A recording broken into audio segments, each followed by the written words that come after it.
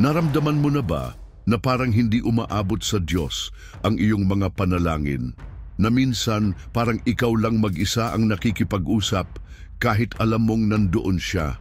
Alam kong maraming tao ang dumadaan dito, nakakaramdam ng kawalan habang nagdarasal, na parang may harang sa pagitan mo at ng Ama. Paano kung sabihin ko sa iyo na may paraan upang ganap na mabago ang iyong buhay panalangin?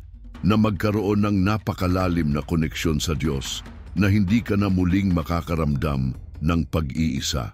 Ngayon ay magbabahagi ako sa inyo ng isang bagay na nagbabago ng libu-libong buhay at tiyak akong magbabago rin nito ang sayo.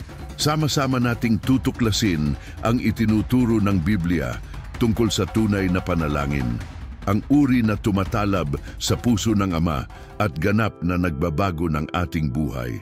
Ngunit bago tayo magsimula, gusto kong magtanong ng isang espesyal na katanungan. Ikaw na nanonood, naniniwala ka ba sa pag-ibig ng Diyos? Kung oo, mag-comment sa ibaba.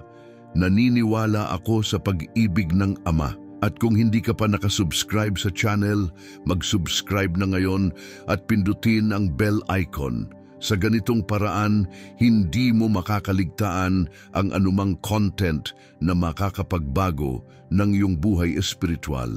Isa, ang tunay na layunin ng pakikipag-usap sa Diyos. Ang pakikipag-usap sa Diyos ay isa sa mga pinakadakilang pribilehiyo na ating natanggap mula sa Kanya. Ngunit madalas, hindi natin nauunawaan ang tunay na diwa at layunin ng pag-uusap na ito. Hindi lamang ito isang sandali para humiling o tumupad ng tungkuling panrelihiyon. Ang pakikipag-usap sa Diyos ay higit sa lahat isang banal na pagtatagpo sa pagitan ng manlilikha at ng kanyang nilikha. Isang sandali kung saan ang may hangganan ay nakikipagtagpo sa walang hanggan, kung saan ang tao ay humihipo sa banal. Kapag tiningnan natin ang mga kasulatan, nakikita natin na itinakda ng Diyos ang dialogo na ito bilang daluyan para sa malalim na pakikipag-isa sa Kanya. Inaabot niya sa atin ang isang pambihirang paanyaya na makipag-usap sa Diyos na higit pa sa simpleng paghaharap ng ating mga pangangailangan. Ito ay pintuan para makatanggap ng mga banal na pahayag at makilala ang mga misteryo ng puso ng Diyos. Si Jesus sa kanyang ministeryo sa lupa ipinakita sa atin sa pamamagitan ng kanyang halimbawa ang tunay na kahulugan ng pakikipag-ugnayan na ito sa Ama. Sa Mateo 14:23, mababasa natin na, "At matapos niyang paalisin ang mga tao, umakyat siya sa bundok mag-isa upang manalangin." Ang halimbawang ito ay naghahayag ng isang malalim na katotohanan. Kahit ang anak ng Diyos na may perpektong pakikipag-isa sa Ama ay naglaan ng espesyal na oras para makipag-usap sa Kanya. Bakit? Dahil naunawaan niya na ang pakikipag-usap sa Diyos ay ang tibok ng relasyon. Ito ang sandali kung saan ang ating kaluluwa ay umaangkop sa mga walang hanggang layunin. Ang layunin ng pakikipag-usap sa Diyos ayon sa Kanyang puso ay upang magtatag ng napakalalim na koneksyon na nagbabago sa atin sa larawan ni Kristo. Sa 2 Korinto 3:18, itinuturo sa atin ng salita ng Diyos na tayo'y binabago sa kaparehong larawan mula sa kaluwalhatian hanggang sa kaluwalhatian, gaya ng sa pamamagitan ng Espiritu ng Panginoon. Ang pagbabagong ito ay nangyayari kapag ginugugol natin ang oras sa presensya ng Diyos sa pamamagitan ng tunay na dialogo. Maraming tao ang may mababaw na pakikipag-ugnayan sa Diyos dahil hindi nila nauunawaan na itinakda niya ang pag-uusap na ito bilang paraan upang tayo ay maging kabahagi ng Kanyang banal na kalikasan. Sa 2 Pedro 1:4, pinapaalalahanan tayo na tumanggap tayo ng napakadakila at mahalagang mga pangako upang sa pamamagitan ng mga ito ay maging kabahagi kayo ng banal na kalikasan. Ang pakikipag-usap sa Diyos ay ang kapaligiran kung saan ang pakikibahaging ito ay nagiging katotohanan. Kapag naunawaan natin ang tunay na layunin ng komunikasyong ito, Napagtatanto natin na hindi ito isang nakahiwalay na gawain sa ating buhay Kristiyano, kundi ang mismong pundasyon ng ating paglakad kasama ang Diyos. Sa dialogo na ito natatanggap natin ang direksyon, lakas at karunungan upang mamuhay ayon sa kalooban ng Ama. Gaya ng nasusulat sa Santiago 1:5, kung sino man sa inyo ay kulang sa karunungan, humingi siya sa Diyos na nagbibigay ng sagana sa lahat at hindi nanunumbat, at ito'y ibibigay sa Kanya. Ang banal na Espiritu na nananahan sa atin ay nananabik na gabayan tayo sa isang buhay ng malalim at makabuluhang panalangin. Alam niya ang ating mga limitasyon at kahinaan at tinutulungan tayo sa mga sandaling hindi natin alam kung paano ipahayag ang ating nararamdaman. Kahanga-hangang malaman na kahit kapag nabibigo tayo sa mga salita, ang banal na Espiritu mismo ang namamagitan para sa atin sa harap ng Ama. Isinasalin ang mga daing ng ating puso sa isang makalangit na wika. Ipinapakita nito sa atin na hindi lamang hinihintay ng Diyos ang ating mga panalangin, kundi binibigyang kakayahan din niya tayo na makipag-usap sa Kanya ayon sa Kanyang kalooban. Ang pakikipag-usap sa Diyos ayon sa Kanyang puso ay isang sandali ng pagiging malapit kung saan maaari tayong maging ganap na tapat. Sa awit 142, ipinakita sa atin ni David ang halimbawang ito. Ibinubuhos ko sa harap niya ang aking hinaing, idinedeklara ko sa harap niya ang aking kabalisaan. Ang pagkamalapit na ito ay hindi isang pribilehiyong nakalaan lamang para sa iilan. Ito ay pamana para sa lahat ng anak ng Diyos. 2, ang itinuturo ng mga kasulatan tungkol sa kapangyarihan ng pakikipag-usap sa Diyos. Inihahayag ng Biblia ang isang pambihirang katotohanan tungkol sa pakikipag-usap sa Diyos. Mula sa simula, ninanais ng manlilikha ng sansinukob na magkaroon ng malapit at personal na pakikipag-ugnayan sa bawat isa sa atin. Hindi ito dapat formal o malayo, kundi isang malalim at malapit na relasyon. Sa Hardin ng Eden, nakikita natin ang Diyos na naglalakad at nakikipag-usap kay Adan at Eva sa kalamigan ng araw. Ipinapakita ang kanyang orihinal na pagnanais na magkaroon ng ganitong pagkamalapit sa atin. At kahit pagkatapos ng pagkahulog, kahit na pumasok ang lahat ng kasalanan sa mundo, hindi niya kailanman tinalikuran ang layuning ito na mapanatili ang malapit na pag-uusap sa kanyang nilikha. Sa mga pahina ng Biblia, natutuklasan natin na ang pakikipag-usap sa Diyos ay may kapangyarihang nagbabago na lampas sa ating pangunawa. Sa Jeremias 33:3, nakikita natin ang mahalagang pangako. Tumawag ka sa akin at sasagutin kita at sasabihin ko sa iyo ang mga dakilang bagay at mga bagay na hindi mo alam. Hindi lang ito sandali para magharap ng mga kahilingan o tumupad ng obligasyong panrelihiyon. Ito ay isang pagtatagpo na may kapangyarihang ganap na magbago ng ating realidad. Kapag tunay nating naunawaan ito, ganap na nagbabago ang ating paraan ng paglapit sa Diyos. Isinasantabi natin ng walang lamang formalidad at nagsisimulang maranasan ang tunay na relasyon sa Ama. Itinuturo sa atin ng mga kasulatan na hindi naghahanap ang Diyos ng mga taong mahusay, magsalita, o yung marunong manalangin gamit ang mga magagarang salita. Naghahanap siya ng mga taos pusong-puso, mga taong handang maging tapat sa harap niya. Gaya ng ipinapaalala sa atin ng awit 145:18, malapit ang Panginoon sa lahat ng tumatawag sa Kanya, sa lahat ng tumatawag sa Kanya sa katotohanan. Kaya nakikita natin ang napakaraming halimbawa sa Biblia ng mga karaniwang tao na sa kanilang kasimplihan na bago ang kanilang buhay sa pamamagitan ng pakikipag-usap sa Diyos. Mga taong sa gitna ng mga pagsubok, takot at kahit na pag-aalinlangan, piniling buksan ang kanilang puso sa harap ng Ama. Isa sa mga pinakamalalim na turo na makikita natin sa Biblia ay ang pakikipag-usap sa Diyos ay hindi isang gawaing mag-isa. Ang banal na espiritu mismo na nananahan sa atin ay nakikibahagi sa banal na sandaling ito. Inihahayag ng Roma 8:26 ang kahangahangang katotohanan ito. Tinutulungan tayo ng espiritu sa ating kahinaan. Hindi natin alam kung ano ang dapat nating ipanalangin.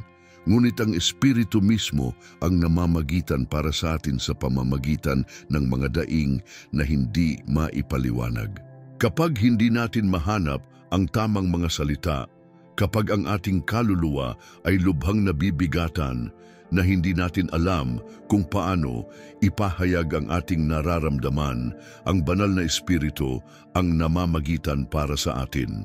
Inihahayag din ng Biblia na ang pakikipag-usap sa Diyos ay may kapangyarihang magbago ng mga imposibleng sitwasyon.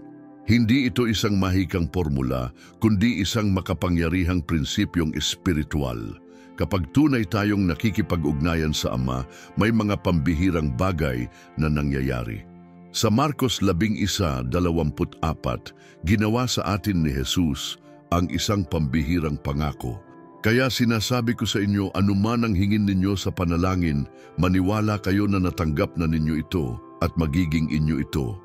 Nakikita natin ito sa buhay ng napakaraming tauhan sa Biblia, mga karaniwang tao na sa pamamagitan ng kanilang taos-pusong pakikipag-ugnayan sa Diyos, nakitang nagbago ang mga imposibleng sitwasyon, naguho ang mga pader, nabiyak ang mga dagat, gumaling ang mga may sakit, na panumbalik ang mga buhay. Ngunit marahil ang pinakamahalaga sa lahat ng turo na dala sa atin ng mga kasulatan ay ang pakikipag-usap sa Diyos ay dapat maging natural sa ating buhay, tulad ng paghinga. Sa unang Tesalonica 5:17, tayo ay pinaaalalahanan na manalangin ng walang tigil, hindi bilang pasanin o obligasyon, kundi bilang patuloy na pagpapahayag ng ating pag-asa at pagmamahal sa Diyos.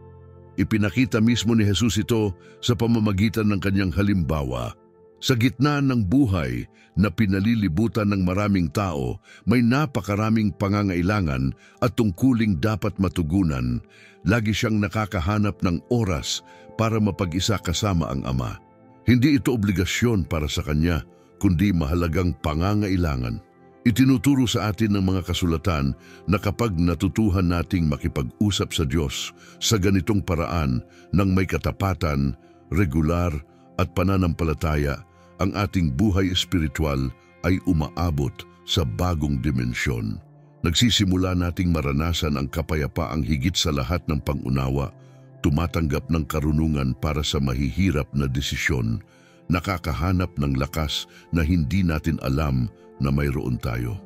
Gaya ng ipinangako sa Filipos 4:6, huwag kayong mabalisa tungkol sa anuman, sa halip, sa bawat sitwasyon, sa pamamagitan ng panalangin at pagsusumamo na may pasasalamat, ihain ninyo ang inyong mga kahilingan sa Diyos.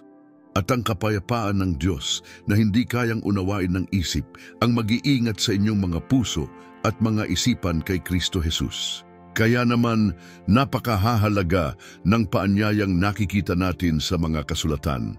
Tinatawag tayo ng Diyos sa isang patuloy na dialogo, isang walang tigil na pakikipag-isa sa Kanya. Hindi natin kailangan ng appointment, hindi natin kailangan ng mga espesyal na salita, hindi natin kailangan ng partikular na lugar.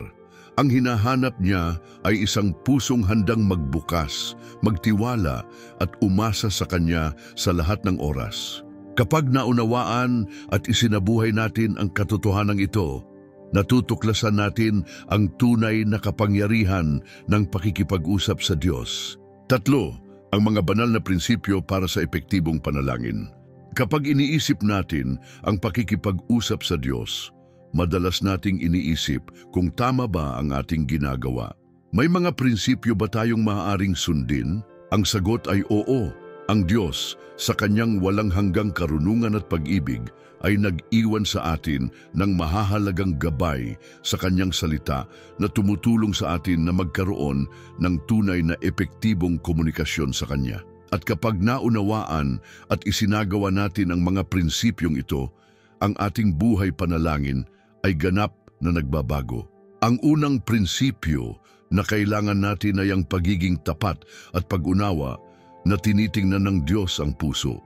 Hindi ang magagandang salita o mga memoryado na panalangin ang humahanga sa Kanya, kundi ang katapatan kung paano tayo lumalapit sa Kanya.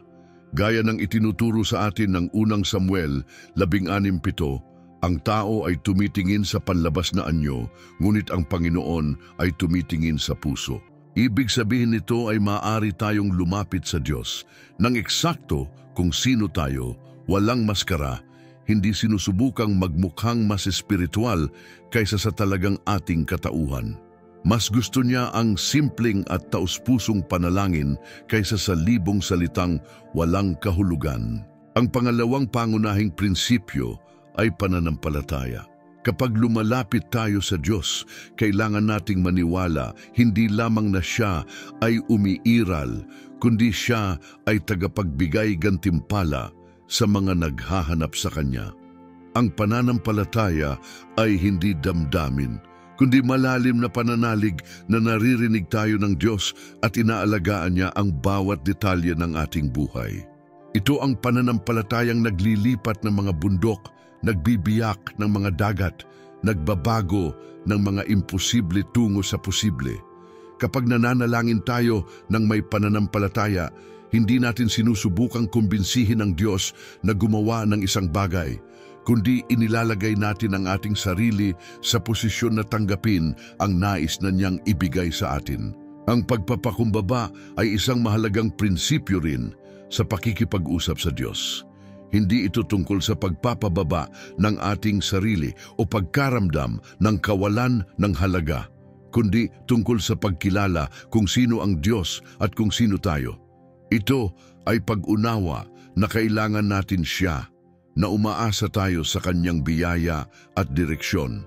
Gaya ng itinuturo sa atin ng Awit 51:17, ang mga hain sa Diyos ay bagbag na espiritu. Ang bagbag at nagsisising puso, O Diyos, ay hindi mo wawalin. Ang prinsipyong madalas napapabayaan ay ang ika-4 na prinsipyo na siyang kahalagahan ng pasasalamat. Bago pa man magharap ng ating mga kahilingan, dapat tayong magkaroon ng pusong mapagpasalamat. Ang pagpapasalamat ay hindi lamang nagpaparangal sa Diyos, kundi nagbabago rin ng ating pananaw. Kapag nagsisimula tayong magpasalamat, nagbubukas ang ating mga mata para makita kung gaano karaming pagpapala ang natanggap na natin, kung gaano karami ang nagawa na ng Diyos sa ating buhay. Ang pagpapasalamat ay ganap na nagbabago ng tono ng ating mga panalangin. Sa halip na lumapit lamang na may listahan ng mga kahilingan, lumalapit tayo na may pusong umaapaw sa pagkilala kung sino ang Diyos at kung ano ang nagawa na niya. Ang pagpapatawad ay ang ika-5 prinsipyo na siyang pinakamahalaga. Malinaw ang turo ni Jesus na kung nais nating magkaroon ng epektibong komunikasyon sa Diyos, kailangan nating patawarin ang mga nakasala sa atin. Hindi tayo maaaring umasa na magkaroon ng bukas na daluyan sa Ama kung pinapanatili nating sarado ang ating mga puso sa ating mga kapatid. Ang pagpapatawad ay nagpapalaya hindi lamang sa mga pinatawad natin, kundi lalo na sa ating sarili. Kapag nagtatago tayo ng mga sakit at hinanakit, lumilikha tayo ng mga hadlang na pumipigil sa pagdaloy ng biyaya ng Diyos sa ating buhay. Ang pagpapatawad ay tulad ng pagbubukas ng mga bintana ng kaluluwa upang malayang makapagpalipat-lipat ang hangin ng banal na espiritu. Ang pagtitiyaga ay bahagi rin ng mga banal na prinsipyo para sa epektibong panalangin. Minsan, agad na tumutugon ang Diyos. Sa ibang pagkakataon, hinihiling niya sa ating maghintay. Ang pagtitiyaga ay hindi pinipilit na gawin ng Diyos ang ating kalooban, kundi nananatiling kumpiyansa sa Kanyang perpektong pagpapanahon. Tulad ng matiyagang balo sa talinghaga ni Jesus, dapat nating panatilihin ang ating pananampalataya at patuloy na kumakatok sa pintuan ng Ama. Ang pagtitiyaga ay hindi katigasan ng ulo. Ito ay tiwala na may kilos, pananampalatayang tumatangging sumuko kahit na ang mga pangyayari ay tila hindi maganda. Ang prinsipyong binigyang diin ni Jesus ay ang kahalagahan ng lihim na lugar. Sa Mateo, itinuturo niya sa atin na pumasok sa ating silid, isara ang pinto, at makipag-usap sa Ama ng palihim. Hindi ibig sabihing hindi tayo maaaring manalangin sa publiko, ngunit ang pinakamalalim na sandali ng pagkamalapit sa Diyos ay nangyayari kapag tayo ay nag-iisa sa Kanya, malaya sa mga panggagambala at pag-aalala tungkol sa iniisip ng iba. Sa lihim na lugar, maaari tayong maging lubos na tapat, maaari tayong umiyak, maaari tayong tumawa, maaari tayong simple lang na nasa presensya ng Diyos nang hindi nag-aalala tungkol sa ating hitsura. Ang prinsipyo ng pagsuko sa kalooban ng Diyos ay mahalaga bilang ikawalong prinsipyo na itinuturo sa atin ng Biblia. Binigyan tayo ni Jesus ng perpektong halimbawa nang nanalangin siya sa Getsemani. Hindi ang kalooban ko, kundi ang kalooban mo. Ang pakikipag-usap sa Diyos ay hindi pagsubok na kumbinsihin siya na gawin ang ating kalooban, kundi pag-aakma ng ating puso sa kanyang mga layunin. Ito ay pagtitiwala na ang kanyang mga plano ay mas mabuti kaysa sa atin kahit hindi natin maintindihan. Ang pagsuko ay hindi kahinaan. Ito ang pinakadakilang pagpapakita ng espiritual na lakas na mayroon tayo. Ang pagiging regular ay isa pang mahalagang prinsipyo. Tulad ng hindi natin mapapanatili ang isang relasyon sa paminsan-minsang pagkikita lamang, ang ating pakikipag-ugnayan sa Diyos ay dapat na patuloy. Hindi ito tungkol sa dami ng oras, kundi sa kalidad at pagiging tuloy-tuloy. Ang isang taus-pusong araw-araw na sandali kasama ang Diyos ay mas mahalaga kaysa sa mga oras ng panalangin ginagawa ng automatiko. Sa pamamagitan ng pagiging regular na ito, nagkakaroon tayo ng pagkamalapit, natututo tayong makilala ang tinig ng Diyos at lumalago tayo sa ating buhay espiritual. Sa huli, mayroon tayong ikasampung prinsipyo na siyang pag-asa. Kapag nakikipag-usap tayo sa Diyos, dapat nating asahan na siya ay sasagot, hindi dahil karapat-dapat tayo, kundi dahil siya ay tapat. Tulad ng isang amang nagagalak sa pagbibigay ng mabubuting kaloob sa kanyang mga anak, ang ating amang nasa langit ay nagagalak sa pagsagot sa mga panalangin ng kanyang mga anak. Pinapanatili ng pag-asa ang ating puso na nakatalaga sa mga sagot ng Diyos, na hindi laging dumarating sa paraang iniisip natin, ngunit laging dumarating sa pinakamabuting paraan. Ang mga prinsipyong ito ay hindi mabibigat na patakaran upang gapos tayo, kundi mga mapagmahal na gabay na tumutulong sa atin na magkaroon ng mas malalim at mas makabuluhang pakikipag-ugnayan sa Diyos. Ang mga ito ay parang mga ilaw sa landas, nagpapakita sa atin kung paano tayo makalapit sa trono ng biyaya ng may tiwala. Kapag isinasagawa natin ang mga ito sa ating buhay panalangin, nagsisimula nating maranasan ang bagong antas ng pagkamalapit sa Ama. Nakikita nating namumulaklak ang ating buhay espiritual sa pambihirang paraan. At ang pinakamagandang bagay ay laging handa ang Diyos na tulungan tayong lumago sa mga prinsipyong ito. Kailangan lang nating humingi ng kanyang tulong ng may taus-pusong puso. 4, ang mga espiritual na hadlang na nagpapahina sa ating pakikipag-usap sa Diyos. Madalas, kahit na taimtim nating ninanais ang mas malakas na koneksyon sa Diyos, nakakasalubong tayo ng mga hadlang na tila pumipigil sa ating pakikipag-usap sa Diyos na umabot sa langit. Ito ang mga hadlang na, kung hindi makikilala at matutugunan, ay maaaring magpahina sa ating buhay espiritual at ilayo tayo sa pagkamalapit na ninanais ng Diyos na magkaroon sa atin. Ngayon ay matututo tayong kilalanin at malampasan ang mga hadlang na ito na nakakaapekto sa ating pakikipag-usap sa Ama. Ang una at marahil pinakakaraniwang hadlang ay ang kawalan ng pagpapatawad sa ating puso. Malinaw si Jesus nang sabihin niya na kung tayo ay nananalangin at naalala natin na may sama ng loob tayo sa isang tao, dapat muna tayong makipagkasundo. Ang pait at hinanakit ay tulad ng mga pader na humahadlang sa pagdaloy ng biyaya ng Diyos sa ating buhay. Ilang beses na bang nawalan ng lakas ang ating mga panalangin dahil may dala-dala tayong mga lumang sakit, tumatangging patawarin ang mga sumugat sa atin? Ang pagpapatawad ay hindi optional. Ito ay espiritual na pangangailangan para sa mga nagnanais na mapanatili ang bukas na daluyan sa Diyos. Isa pang mahalagang hadlang ay ang pagmamadali at pagkamababaw. Nabubuhay tayo sa isang mabilis na mundo kung saan ang lahat ay kailangang mabilis at instant. Dinadala natin ang ganitong mentalidad sa ating buhay espiritual. Gusto natin ng agarang resulta sa ating mga panalangin. Ngunit tinatawag tayo ng Diyos sa isang bagay na mas malalim. Isang sandali ng tunay na pagkamalapit na nangangailangan sa atin na huminto, patahimikin ang ating isipan at kilalanin ang kanyang presensya. Ang relasyon ay nangangailangan ng oras, nangangailangan ng dedikasyon.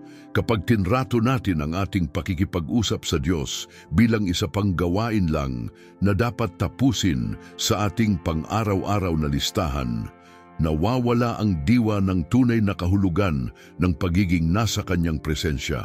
Ang pag-aalinlangan ay nagpapakita rin bilang isang makapangyarihang hadlang. Hindi ang tapat na pag-aalinlangan na naghahanap ng pangunawa, kundi yaong nagtatanong sa mismong katangian ng Diyos, sa kanyang kabutihan at sa kanyang kapangyarihan. Sa Santiago 1:7 ay makikita natin ang babala na ito. Ngunit kapag humihingi kayo, dapat kayong maniwala at huwag mag-alinlangan, sapagkat ang nag-aalinlangan ay tulad ng alon sa dagat na tinatangay at ipinapailing ng hangin.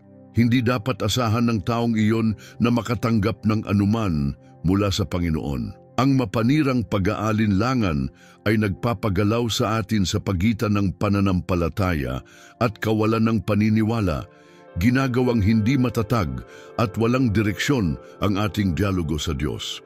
Ang espiritual na pagmamataas ay isang partikular na mapanganib na hadlang dahil madalas itong nagbabalat kayo bilang kabutihan.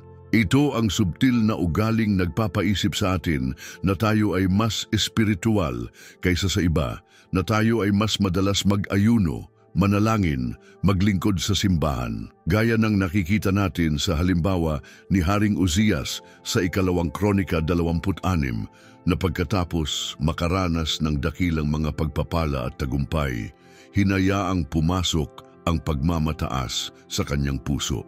Ang kanyang puso ay nataas tungo sa kanyang sariling pagkawasak nang isipin niyang karapat-dapat siyang pumasok sa templo at magsunog ng insenso, isang tungkuling nakalaan lamang para sa mga saserdote. Kapag lumalapit tayo sa Diyos na may pagpapakabanal sa sarili, lumilikha tayo ng hindi nakikitang ngunit tunay na hadlang sa pagitan natin at ng Ama. Ang kakulangan ng kaalaman sa salita ng Diyos ay nagpapahina rin sa ating mga panalangin, gaya ng ipinapaalala sa atin ng Oseas 4:6, ang aking bayan ay nalipol sa kakulangan ng kaalaman. Kapag hindi natin alam ang mga kasulatan, hindi natin alam kung paano iaakma ang ating mga kahilingan sa kalooban ng Diyos. Ang salita ng Diyos ang naghahayag sa atin ng katangian ng Diyos, ng kanyang mga pangako at ng kanyang mga layunin. Ang hindi ipinapahayag na kasalanan ay kumakatawan sa isa pang mahalagang hadlang. Sa Isaias 50:1 ay mababasa natin, "Tiyak na hindi maikli ang bisig ng Panginoon upang magligtas, ni hindi mahina ang kanyang pandinig upang makinig. Ngunit ang inyong mga kasamaan ang humihiwalay sa inyo at sa inyong Diyos. Ang inyong mga kasalanan ang nagtago ng kanyang mukha sa inyo upang hindi niya kayo marinig." Ang pagkabalisa at labis na pag-aalala ay maaari ring maging mga hadlang sa ating buhay pananalangin. Kapag hinayaan nating masakop ng mga alalahanin ang ating isipan, nagiging mahirap mag-focus sa Diyos at magtiwala sa Kanyang mga pangako.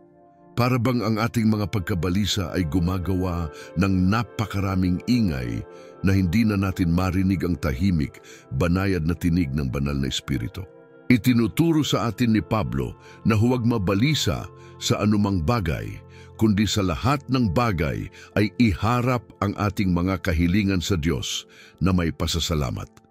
Ang kawalan ng utang na loob ay isang hindi gaanong halata ngunit mapangwasak na hadlang. Kapag nakakalimutan nating magpasalamat, kapag hindi natin kinikilala ang mga pagpapalang natanggap na natin, ang ating puso ay nagiging matigas at hindi sensitibo sa kabutihan ng Diyos. Ang pagpapasalamat ay hindi lang isang ugali. Ito ay isang espiritual na postura na nagpapanatili sa ating puso na sensitibo at bukas sa presensya ng Diyos. Ang kakulangan ng pagtitiyaga ay maaari ring magpahina sa ating mga panalangin. Madalas tayong sumusuko ng masyadong maaga, lalo na kapag hindi dumarating ang sagot sa oras o paraang inaasahan natin. Itinuro sa atin ni Jesus ang kahalagahan ng pagtitiyaga sa panalangin sa pamamagitan ng iba't ibang talinghaga. Ang pagtitiyaga ay hindi para kumbinsihin ng Diyos na pagtuunan tayo ng pansin, kundi para paunlarin ang ating pananampalataya at ang ating pag-asa sa Kanya. Ngunit ang magandang balita ay wala sa mga hadlang na ito ang mas dakila kaysa sa kapangyarihan ng Diyos. Kapag kinilala natin ang mga ito at dinala sa Kanya ng may pagpapakumbaba, ang banal na Espiritu mismo ang tumutulong sa atin na malampasan ang mga ito. Binibigyan niya tayo ng lakas para magpatawad, karunungan para harapin ang mga pag-aalinlangan, biyaya para malampasan ang pagmamataas, pagnanais na mas makilala ang salita ng Diyos, tapang para aminin ang ating mga kasalanan, kapayapaan para malampasan ang pagkabalisa, pagpapasalamat para palitan ang kawalan ng utang na loob, at pagtitiyaga para magpatuloy sa pananalangin kahit sa pinakamahirap na mga kalagayan. Ang susi ay hindi hayaang panghinaan tayo ng loob ng mga hadlang na ito, kundi gamitin ang mga ito bilang mga pagkakataon para lumago sa ating buhay pananalangin. Gaya ng tiniyak sa atin ng unang Juan 5:14-15, ito ang tiwala natin sa paglapit sa Diyos, na kung hihingi tayo ng anuman ayon sa Kanyang kalooban, dinidinig niya tayo. At kung alam nating dinidinig niya tayo, anuman ang ating hingin, alam nating nakamtan na natin ang hiniling natin sa Kanya. Ang bawat hadlang na nalampasan ay isang hakbang patungo sa mas malalim na pagkamalapit sa Diyos, isang pagkakataon para maranasan ang higit pa sa Kanyang kapangyarihan at pag-ibig sa ating buhay. 5. Paano hawakan ang puso ng Diyos? May isang pambihirang bagay na nangyayari kapag natutuklasan natin kung paano tunay na hawakan ang puso ng Diyos. Hindi ito sa pamamagitan ng mga magagarang salita o mahabang panalangin, kundi sa pamamagitan ng isang taos-pusong puso na bumubuhos ng sarili sa harap niya ng walang alinlangan. Kapag naunawaan natin ito, ang ating pakikipag-usap sa Diyos ay nagbabago mula sa isang panrelihiyong monolog tungo sa isang malalim at makapangyarihang dialogo sa Ama. Ang tunay na humahawak sa puso ng Diyos ay ang ating katapatan. Sa Juan 4:23-24, naghahayag si Jesus ng isang malalim na bagay. Subalit dumarating ang oras at ngayon na, kung kailan ang tunay na mananamba ay sasamba sa Ama sa Espiritu at sa katotohanan, sapagkat ang mga ganitong mananamba ang hinahanap ng Ama. Hindi naghahanap ang Diyos ng mga panrelihiyong pagganap o panlabas na pagpapakita ng espiritualidad. Naghahanap siya ng mga tunay na puso na lumalapit sa Kanya ng may katotohanan. Kapag tiningnan natin ang mga kasulatan, nakakakita tayo ng mga taong nakaunawa sa lihim na ito.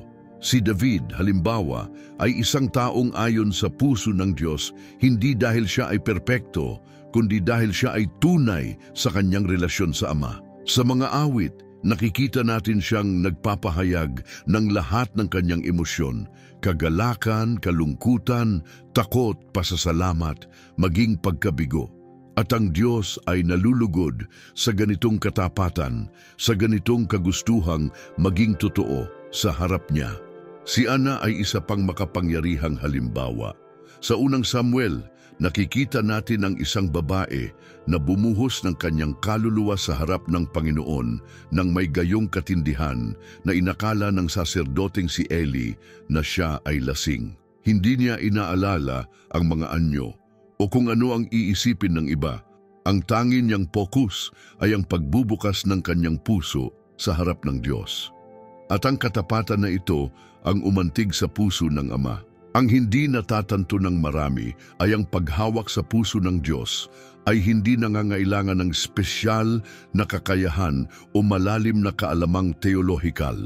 Kailangan lamang nito ang isang pusong handang maging tapat. Ipinakita ito ni Jesus sa talinghaga ng maniningil ng buwis at pariseyo. Habang ang pariseyo ay gumawa ng magandang panalangin na naglilista ng kanyang mga kabutihan, ang maniningil ng buwis ay simple lamang na hinampas ang kanyang dibdib na nagsasabing, "Diyos, maawa ka sa akin, isang makasalanan." Ang huling panalangin ito, simple ngunit taus-puso ang humawak sa puso ng Diyos. Isa pang aspeto na gumagalaw sa puso ng Diyos ay kapag lumalapit tayo sa Kanya na may pananampalatayang tulad ng bata. Sinabi ni Jesus na maliban kung tayo ay maging tulad ng mga bata, hindi tayo makapapasok sa kaharian ng langit. Ang mga bata ay likas na may tiwala, tunay at direkta sa kanilang komunikasyon. Hindi sila nag-aalala sa mga protokol o formalidad. Simple lang nilang ipinapahayag ang nasa kanilang puso. Ito ang kasimplehan at kadalisayan ng intensyon na hinahanap ng Diyos sa atin. Ang pasasalamat ay isa ring bagay na malalim na humahawak sa puso ng Diyos. Hindi isang mababaw o mekanikal na pasasalamat, kundi isang pasasalamat na nagmumula sa pusong tunay na kumikilala kung sino ang Diyos at kung ano ang kanyang ginawa. Nang pagalingin ni Jesus ang 10 kitungin, isa lang ang bumalik para magpasalamat. At ang isang ito ang tumanggap ng karagdagang pagpapala. Hindi lamang pisikal na pagpapagaling, kundi isang ganap na espiritual na pagbabago. Ang pag-ibig sa iba ay gumagalaw din sa puso ng Diyos sa isang espesyal na paraan.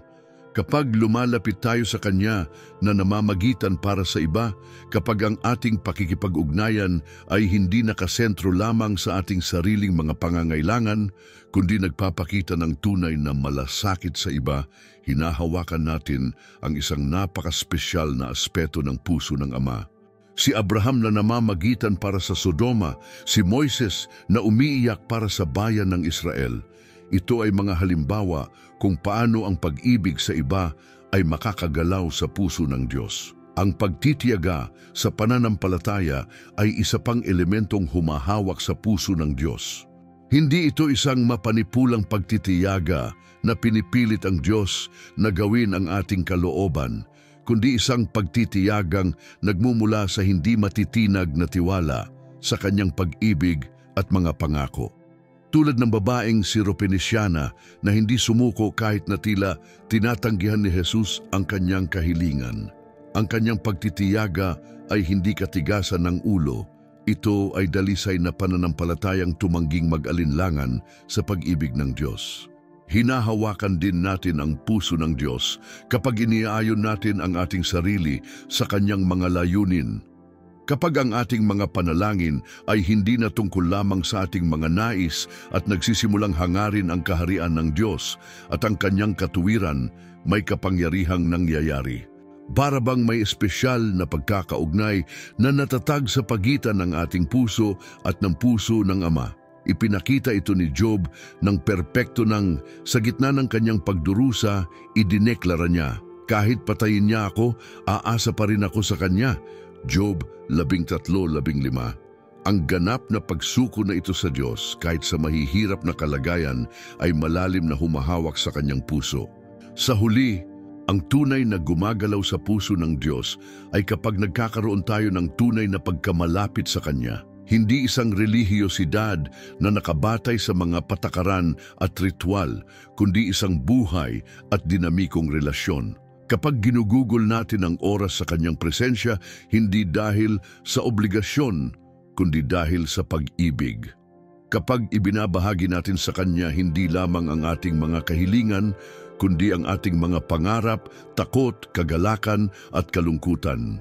Kapag tinatrato natin siya hindi bilang isang malayong Diyos, kundi bilang isang mapagmahal na Ama na nagagalak na makasama ang Kanyang mga anak.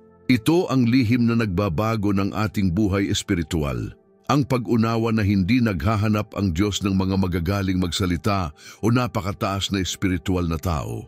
Naghahanap siya ng mga taus-pusong puso na nagnanais na makilala siya, mahalin siya at magtiwala sa Kanya. Kapag lumalapit tayo sa Kanya ng ganito, ng may kasimplihan at katotohanan, natutuklasan natin na ang paghawak sa puso ng Diyos ay hindi isang teknikang dapat mapagtagumpayan, kundi isang pagkamalapit na dapat maranasan. 6. Paano magkaroon ng mas malalim na koneksyon sa Diyos? Maraming taos-pusong tao ang nagnanais na magkaroon ng mas malalim na koneksyon sa Diyos, ngunit hindi eksaktong alam kung paano gawin ito. Ang magandang balita ay ipinapakita sa atin ng salita ng Diyos mismo, ang daan. Hindi ito tungkol sa pagsunod sa mga komplikadong formula o masalimuot na ritual, kundi tungkol sa pagsasagawa ng mga simple at makapangyarihang prinsipyo na makikita natin sa mga kasulatan. Ang unang pangunahing hakbang ay ang pagtatatag ng isang tiyak na oras para makasama ang Diyos. Binigyan tayo ni Jesus ng halimbawang ito sa Lucas 5:16. Ngunit si Jesus ay madalas na lumalayo sa mga tao at nananalangin. Hindi ito tungkol sa dami ng oras, kundi tungkol sa kalidad at pagiging tuloy-tuloy. Kapag naglalaan tayo ng tiyak na sandali sa ating araw para makasama ang Diyos, ipinapakita natin na siya ay prioridad sa ating buhay at lumilikha tayo ng banal na espasyo para magkaroon ng pagkamalapit. Isa pang mahalagang aspeto ay ang paghahanda ng puso. Itinuturo sa atin ng awit 37:7. Tumahimik ka sa harap ng Panginoon at maghintay ng may tiyaga sa Kanya. Bago tayo magsimulang magsalita, kailangan nating patahimikin ang ating isipan at puso. Sa abalang mundo kung saan tayo nabubuhay, ang sandaling ito ng katahimikan at pagninilay ay napakahalaga.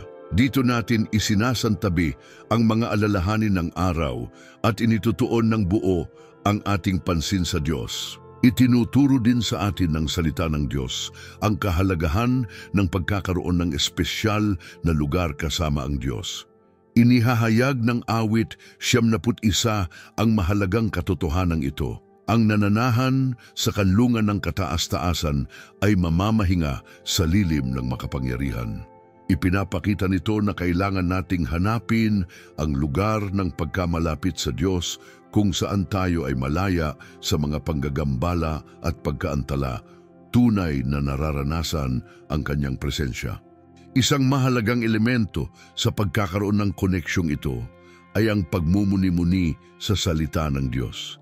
Hindi lang ito tungkol sa pagbabasa ng Biblia, kundi ang paghahayaang tumagos ito ng malalim sa ating puso. Inihahambing ng awit 1 ang nagmumuni-muni sa salita ng Diyos araw at gabi sa isang punong itinanim sa tabi ng mga batis ng tubig. Kapag pinagmumuni-munihan natin ang mga salita ng Biblia, ang ating pakikipag-ugnayan sa Diyos ay nagiging mas mayaman at malalim habang nagsisimula nating mas makilala ang Kanyang puso at mga paraan. Ang pagsasanay ng pagpupuri at pasasalamat ay mahalaga rin. Hindi pagkakataon na ang aklat ng mga awit ay puno ng mga pagpapahayag ng pagsamba at pasasalamat. Kapag sinisimulan natin ang ating oras sa Diyos na nakatuon sa kung sino siya at kung ano ang nagawa na niya, ganap na nagbabago ang ating pananaw. Ang pagpupuri ay nagbubukas ng mga pintuan ng langit at inihahanda ang ating puso para sa mas malalim na pakikipag-isa. Ang pag-aaral na marinig ang tinig ng Diyos ay isa pang mahalagang aspeto. Madalas nating ginagawang monolog ang ating pakikipag-usap sa Diyos, gayong dapat itong maging dialogo. Sa unang Samuel 3:10, nakikita natin ang batang si Samuel na natututong kilalanin ang tinig ng Diyos na nagsasabing, "Magsalita ka, Panginoon, sapagkat nakikinig ang iyong lingkod." Kailangan nating paunlarin ang espiritual na sensitibidad na ito para makilala kung kailan at paano nagsasalita sa atin ng Diyos. Ang regular na pagpapahayag ng kasalanan ay mahalagang bahagi rin ng prosesong ito, hindi dahil kailangan nating makamit muli ang kaligtasan, kundi dahil ang pagpapahayag ay nagpapanatiling malinis ng daluyan ng pakikipag-ugnayan sa Diyos. Gaya ng itinuturo sa atin ng Kawikaan 28:13, ang nagtatago ng kanyang mga kasalanan ay hindi uunlad, ngunit ang nagpapahayag at tumatalikod sa mga ito ay makatatagpo ng awa. Ang taus-pusong pagpapahayag ay nagpapanatili sa ating mapagpakumbaba at umaasa sa biyaya ng Diyos. Ang paggamit ng espiritual na talaarawan ay maaaring maging makapangyarihang kasangkapan. Ang pagtatala ng ating mga karanasan sa Diyos, ang kanyang mga sagot, mga natutunan, at mga talatang humipo sa ating puso ay tumutulong sa atin na lumago sa ating buhay espiritual. Ito ay paraan para maitayo ang ating kasaysayan kasama ang Diyos at palakasin ang ating pananampalataya sa pamamagitan ng pag-alaala sa kanyang katapatan. Ang pamamagitan para sa iba ay nagpapalalim din ng ating koneksyon sa Diyos. Kapag inaalala natin ang mga pangangailangan ng iba at dinadala ang mga ito sa harap ng Ama, ang ating puso ay mas nakakahanay sa kanyang puso. Naranasan ni Job ang isang makabuluhang pagbabago sa kanyang buhay nang nanalangin siya para sa kanyang mga kaibigan. Ang pamamagitan ay nag-aalis sa atin sa pagtuon sa sarili at ikinokonekta tayo sa mas dakilang mga layunin ng Diyos. Sa huli, mahalaga ang pagpapanatili ng ugaling puno ng pag-asa at pananampalataya, gaya ng itinuturo sa atin ng 2 Korinto 5:7, sapagkat namumuhay tayo sa pamamagitan ng pananampalataya, hindi sa pamamagitan ng paningin. Kapag lumalapit tayo sa Diyos na may hindi matitinag na tiwala, tunay na umaasang marinig ang kanyang tinig at makita ang kanyang pagkilos, ang ating koneksyon sa kanya ay nagiging mas buhay at dinamiko. Ang pagkakaroon ng malalim na koneksyon sa Diyos ay isang paglalakbay, hindi isang destinasyon. Ito ay isang pang-araw-araw na proseso ng mga pagpili at pangako. Magkakaroon ng mas madaling araw at mas mahihirap na araw, ngunit ang lihim ay ang pagtitiyaga. Gaya ng ipinaalala sa atin ng Santiago 4:8, lumapit kayo sa Diyos at lalapit siya sa inyo. Habang mas hinahanap natin ang pagkamalapit sa Ama, mas inihahayag niya ang kanyang sarili sa atin, binabago ang ating buhay espiritual tungo sa isang kapanapanabik na pakikipagsapalaran ng pagtuklas at paglago. Bito, ang kapangyarihan ng pagpupuri at pasasalamat sa ating mga panalangin. Inihahayag ng Biblia ang isang pangunahing katotohanan tungkol sa pakikipag-usap sa Diyos. Ang pagpupuri at pasasalamat ay hindi opsyonal na mga elemento, kundi mahahalagang bahagi ng kung paano tayo dapat lumapit sa manlilikha. Kapag naunawaan natin ito, ang ating buhay espiritual ay umaabot sa bagong dimensyon ng kapangyarihan at bisa. Ang pagpupuri ay isang makapangyarihang pagpapahayag ng kadakilaan ng Diyos. Hindi lang ito pag-awit ng mga kanta o pag-uulit ng mga salita, kundi aktibong pagkilala kung sino ang Diyos at kung ano ang kanyang kinakatawan. Ang awit 104 ay nagbibigay sa atin ng malinaw na tagubilin.